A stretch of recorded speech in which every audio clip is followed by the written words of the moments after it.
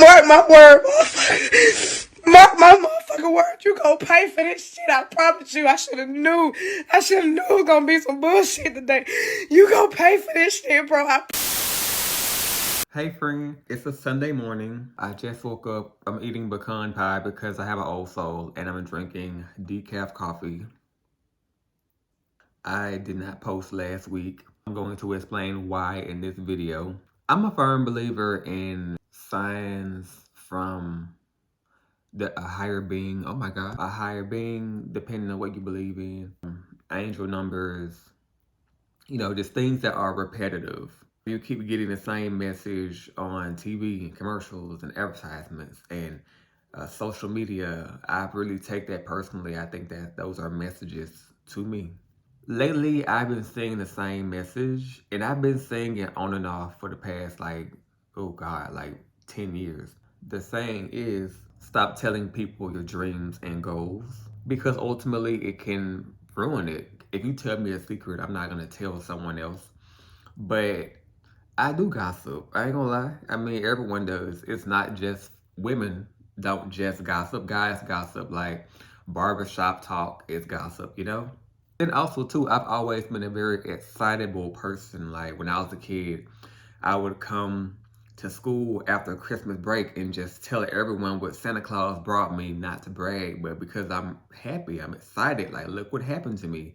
And it took me a long time to realize that people have jealous hearts. They'll misinterpret you just being excited about something that happened for you as, oh, you're just rubbing it in. You're trying to make me feel bad about myself. When in reality, your personal insecurities should not fall back on someone else. It's not this person's fault that you're going through whatever you're going through. When I share my dreams and goals, I do it to motivate people and to prove to people that you can do anything that you put your mind to.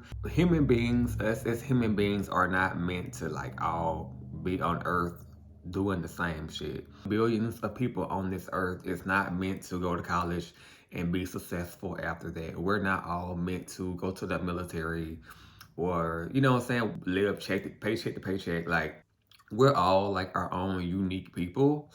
Therefore, we have our own unique life paths.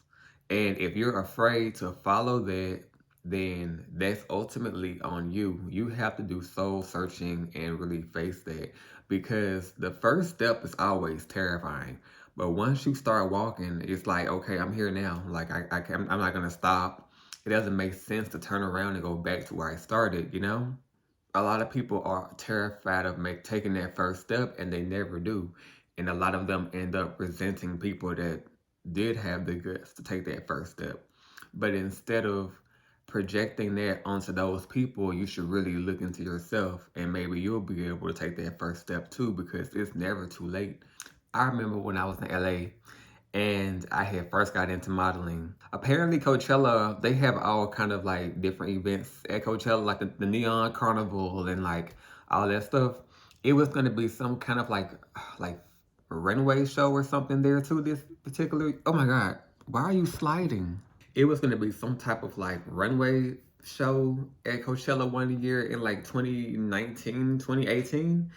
And I went to the casting for it. I think it was going to be hosted by MTV or something. I could be wrong because it was years ago. Anything after COVID just doesn't even.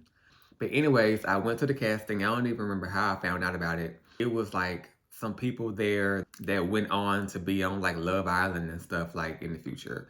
And then it was a girl there that I recognized from a billboard that I saw on the way to the casting. So I said, okay, this is a legit casting. There are working models here. This is legit. And this is when I first started modeling. So I was like, oh wow, okay, cool.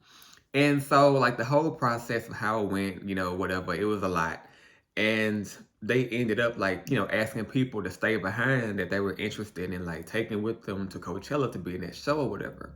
And I was one of them, because it was runway. You have to walk up and down in front of the judges or whoever they were, and they would ask you to stay or leave, which is kind of cutthroat, but I'd rather it be like that, because at least now I know, because I hate the waiting game.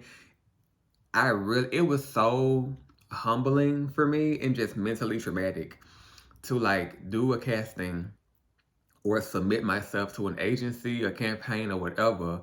And you basically just have to take the hint after so many months and finally realize, okay, they picked somebody else. It's been like 2 months. As opposed to them getting back to me like, hey, unfortunately, we decided to go a different route. You know? But when they do that, that's really a good sign because they liked you enough to get back to you and let you know how you didn't get it. But keep going. But anyways, I digress. So I was one of the people that they chose to stay behind. And I was so green at the time. I thought, oh wow, okay, so I got it. Like they asked me to stay. So I'm literally like in this little section with like I said, people who went on to be in Love Island and like Big Brother and stuff in the future, that were like nobodies at the time. And then like that same girl that I saw on that billboard on the way to the casting, I'm like, this is a sign, oh my God, you know? And they just like came over to us, the judges, and asked for like our contact information and if we have an agent or a manager slash mother agency. I'll have the definition of what a mother agency is in the bio down below. But anyways, if you have any of that stuff, write it down or whatever on this form. And we had to sign like this NDA, non-disclosure agreement. I'll have a definition of what that is down below. Contracts, basically, you know, you can't really speak on what they'll be telling you about the show or you can get sued or whatever. But anyways, so I'm like, cool, I got it. Then the time to go to Coachella comes up. I have friends who are going to Coachella. I could never afford to go, so I was staying behind. But I thought I was going to go because I thought that I was going with MTV basically. And I don't remember if it was MTV, but we're just going to keep on going with that. It was some kind of like major TV channel. Anyways, like it's time to go to Coachella. I'm like, I haven't heard from them. So I like found them on Instagram and DM'd them and was like, hey, like y'all picked me for this, whatever, like what's going on? They actually got back to me and was like, oh, hi, unfortunately, if we did not reach out to you, then you were not chosen. And I was so devastated because I had already told like so many people, like my family, my friends, all of these people were expecting me to be there and do this thing, and now I have to tell them, oh, well, they changed their mind. So I was very embarrassed, and it's really hard for me to get embarrassed. Very humbling experience. And I had to learn there are certain things that you do have to keep to yourself until it becomes official. And it took me a few times to learn that because I made the same mistake at least 5 more times, like no cap. Because I would just be so excited, like I'm actually finally pursuing things that I'm passionate about. And so I'm excited. I want to tell like all the people that I care about and that cares about me, like, hey, this is what I'm doing. And it's happening. I was convinced like, okay, it's not working out because I'm telling people. But then I was like, well, nobody has the power to ruin anything for you that's meant for you. Just because I told my cousin that may be secretly jealous of me of what's about to happen, they're not gonna go and do some kind of voodoo and make it not happen. You know what I mean? Even if they are into voodoo, like it doesn't, you can't prevent. You don't have the strength to do that. It comes down to like how you use how you speak on it. If you're doing it to like rub it in somebody's face and make them feel bad about themselves, that's one thing. Karma's a bitch.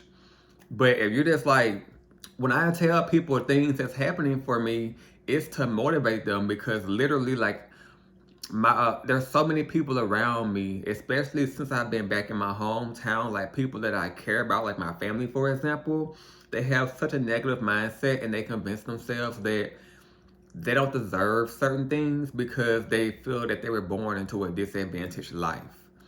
And I'm here to tell them like that's not true. Like your life is what you make it. You know what I mean? Like if you've been having the desires to do a certain thing with your life, you're meant to pursue that. It's not there for nothing. You have to go put yourself in a position to like get there, you know? Like nothing comes easy. Like somebody has to start off everything. Let's just say you come from a family full of military people and maybe you are passionate about the military and you want to keep that lineage going. Good for you.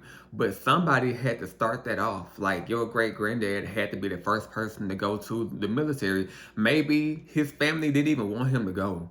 and they were like afraid of something bad happening to him overseas, and he just insisted like, no, I really want to do this. This is my calling. And he went and came back, and boom, whatever. He started a whole trend in his family. It's the same. What's the harm in just going for something? And I'm going on a tangent, but yeah, that's my whole point of when I tell people of like my accomplishments and my goals, is to motivate them like, you can pursue what you want to do. Like, life is too short. So this content creator that I watch or whatever, her fine ass, she made a YouTube video recently talking about like similar to what I'm talking about. And she's one of the people that kind of motivated me to even talk about this on today in this video. Basically says something along the lines of, if you expect bad things to happen, they will happen. And that's really hard, especially for me. High anxiety runs in my family like water, okay? And that's why I stopped drinking caffeinated coffee. I only drink decaf. Because all that caffeine on top of my anxiety, I ain't got time for that. I want to be a glass half full type of person so bad, and I'm gonna go ahead and keep it real. I'm not there yet. So when I find myself being negative, and my anxiety has gotten worse since I've been back in my hometown, because it bugs me every day that I'm back here, and I ask myself, Tyler, how long are you gonna be here? But then I remind myself like, okay, you're being a glass half empty kind of person, be a glass half full kind of person. So I'll steer that conversation to, I'm not gonna be here. I'm not even gonna be here a year. You know what I'm saying? This is gonna happen. I'm gonna be here. I'm gonna get there, and then I'll find myself like feeling better on the inside, and I can feel it myself manifesting that. Like my baby mom said, if I really don't know this girl yet, but she's really hot, and she seems like a really cool person. So when I say things like that, I don't know her. Like, she's not really my baby mama. But anyways, but she was like, if you're in your head like, oh my gosh, I have so many bills, I don't have a job that I like, the universe, God, Allah, Buddha, Mami Wata, whoever you worship, it's gonna think like, oh, like this person wants more of that because they keep thinking it, or they keep speaking it, so I'm going to give them more of that. So you're going to continue getting more bills, less pay. The job is going to get shittier, and it's going to become the norm for you, and you're going to get comfortable in that stress and in those letdowns to where you're going to feel like this is just your life and this is how it's meant to be, when it's not.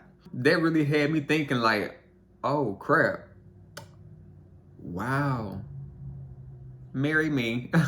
It takes practice. The whole point of doing it is to practice being a glass half full person. I'm going to wrap this up now, but I do apologize again for not posting last week, because I'm such a double Aquarius. You can tell when I have something cooking because I just go quiet, I go ghost, like I stop replying to text messages, I stop posting, I just disappear. When I have something cooking, like let him cook, like I be cooking, like no, like I can't be a private person. It's something that I'm working on, because I feel like I can be selfishly private. Like I'll just shut everyone out without warning, and that's not okay. Especially the people that are closest to me. That's not fair to them. But then again, another part of me feels like you've known me my whole life, you know how I get down. But also, I get it both ways. I didn't post last week because I got something brewing, and I pray that it works out. It will work out. See how that happened? See there? Glass half full. It's going to work out, because it has to. I hope this video made sense. Y'all have a great day. If you made it this far to the end of the video, thank you. Like, comment, share, subscribe, and I'll see y'all next week. Leave a comment down below letting me know what kind of content y'all want to see next. I do owe y'all a story time, but lately, like, everything that I post now, it really just, it be for a reason. You know what I'm saying? Like, the story times are for fun, like I'm just kicking, whatever. And then like this stuff, this like motivational shit that I'm posting now, really be because I'm talking to you and me. I know exactly what story time I owe you guys. I did a poll on Instagram recently, and I got you. I promise. It's gonna come when you least expect it. Also, click that little bell too, so y'all can know when I'm posting. But anyways,